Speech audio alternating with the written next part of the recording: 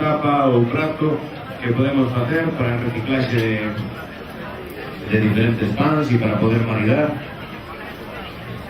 Vale, temos que perder un poquinho medo a usar o pan na cociña. Vale, cantos de vos usades o pan na cociña, aparte de facernos os bocatas e... Temos moitísimo recetario de Antergo, donde se usa o pan. En Galicia usamos a fariña e o pan en moitísimas receitas. Vale, podemos buscar outras alternativas, podemos diversificar unha... Non sei se coñecedes a tortilla de pan. En moitas zonas de Galicia se facía tortilla de pan. En vez de a pataca, a tortilla de pan. Bueno, para os que perdeixedes antes desta explicación, aquí vou a facer uns croques abertos con pan de millo.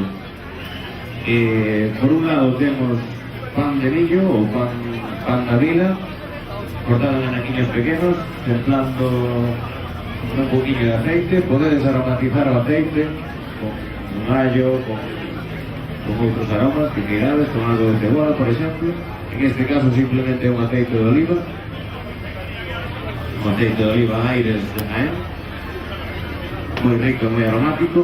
Eu recomendo que os aceites virgen extras non os elevedes a moita temperatura de calor, para que non perdan as súas propiedades e sobre todo o seu buqueo, o seu aroma.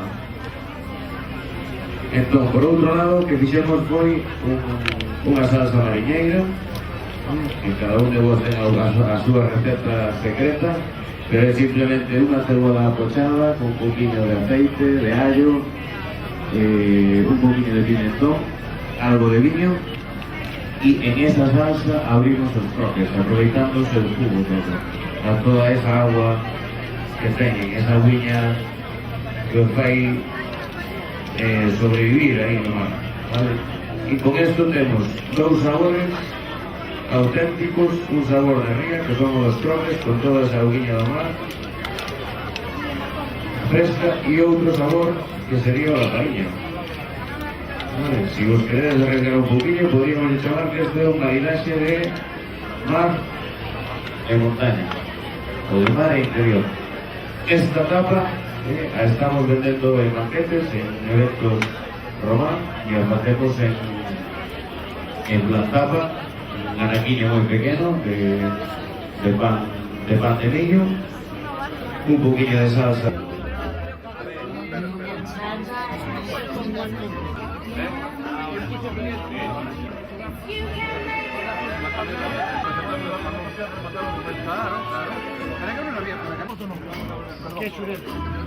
No lo digas, carajo.